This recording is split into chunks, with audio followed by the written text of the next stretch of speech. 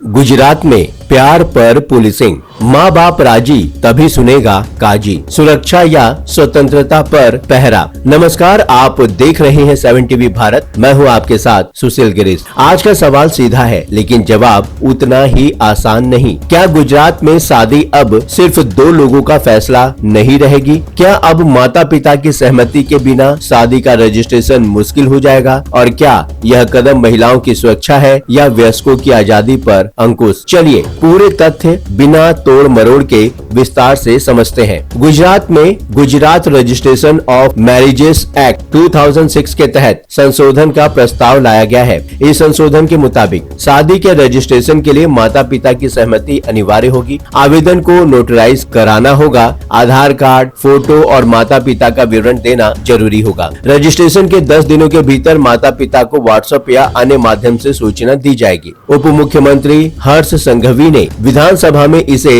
Love जिहाद जैसे खतरों से महिलाओं की सुरक्षा का कदम बताया है। उनका कहना है प्यार में किसी को आपत्ति नहीं है, लेकिन अगर कोई पहचान छिपाकर धोखा देगा तो उसे छोड़ा नहीं जाएगा। सरकार का कहना है और सरकार का तर्क भी है, महिलाओं को पहचान छिपाने और जबरन शादी से बचाया जाएगा। संपत्ति और दहेज विवादों में पारदर्शिता आएगी। भाग कर शादी करने के मामलों में धोखाधड़ी कम होगी। सांघवी ने 2 गांवों का उदाहरण भी दिया जहां मुस्लिम परिवार नहीं लेकिन वहां से कई निकाहनामा जारी हुए। उनका तर्क है कि मौजूदा कानूनों की कमजोरियों का फायदा उठाया जा रहा है, लेकिन सवाल यह है यह निकाहनामा जारी होने का सिर्फ एक ही कारण हो सकता है। यह भी देखा गया है कि हिंदू समुदाय के कुछ लोग दूसरी शादी के लिए निकाहनामा का रास्ता अपनाते रहे हैं। तो क्या समस्या का समाधान सार्वभौमिक पेरेंटल नोटिफिकेशन है या कहीं और खामी है? क्या यह गुजरात को पहला राज्य बना देगा? अगर यह नियम लागू होता है तो संभवतः गुजरात पहला ऐसा राज्य होगा जहां हर विवाह रजिस्ट्रेशन में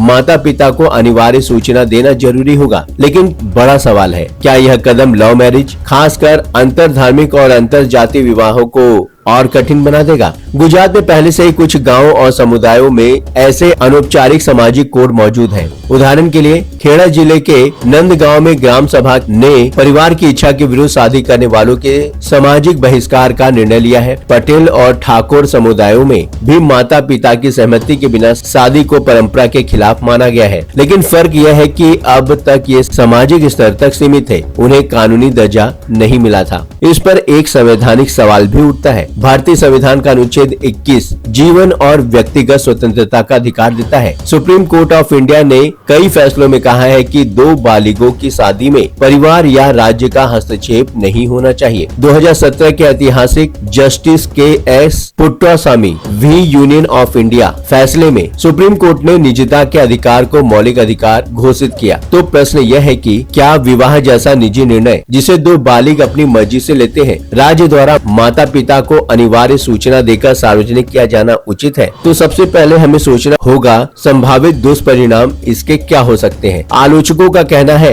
माता पिता को अनिवार्य सूचना से पारिवारिक दबाव बढ़ सकता है, ऑनर किलिंग जैसे घटनाओं का जोखिम बढ़ सकता है, अंतर धार्मिक विवाहों को और अधिक जांच और विवाद का सामना करना पड़ सकता है, युवा जोड़े सामाजिक बहिष्कार के डर से पीछे हट सकते हैं। और एक व्यवहारिक सवाल भी है, अगर 2 वयस्क बिना माता पिता की सहमति से शादी कर लेते हैं तो क्या उनकी शादी अवैध मानी जाएगी? अगर ऐसा हुआ तो संपत्ति, उत्तराधिकार और बच्चों के अधिकारों पर भी कानूनी विवाद बढ़ सकते हैं। सामाजिक दृष्टिकोण से समझे तो क्या यह महिलाओं की सुरक्षा करेगा? सरकार का दावा है कि इससे दहेज और संपत्ति विवादों में कमी आएगी, लेकिन लोगों के मन में सवाल है, दहेज उत्पीड़न या संपत्ति झगड़े आमतौर पर शादी के बाद सामने आते हैं, तो पेरेंटल नोटिफिकेशन उन्हें कैसे रोकेगा? क्या असली समाधान बेहतर जाँच, तेज न्याय और महिला सुरक्षा तंत्र को मजबूत करना नहीं होना चाहिए? अब यहाँ पर राजनीति बनाम समाज है। यह भी कहा जा रहा है कि यह बदलाव सामाजिक संगठनों की मांग पर आधारित है और सनातन परंपराओं की रक्षा करेगा, लेकिन इस मांग को लेकर कोई बड़ा सार्वजनिक आंदोलन या धरना प्रदर्शन देखने को नहीं मिला। इसलिए आलोचक इसे व्यक्तिगत स्वतंत्रता बनाम सांस्कृतिक नियंत्रण की बहस के रूप में देख रहे हैं। असली टकराव क्या है? यह कानून सिर्फ एक प्रशासनिक बदलाव नहीं है, यह एक वैचारिक टकराव है। परंपरा बनाम व्यक्तिगत स्वतंत्रता।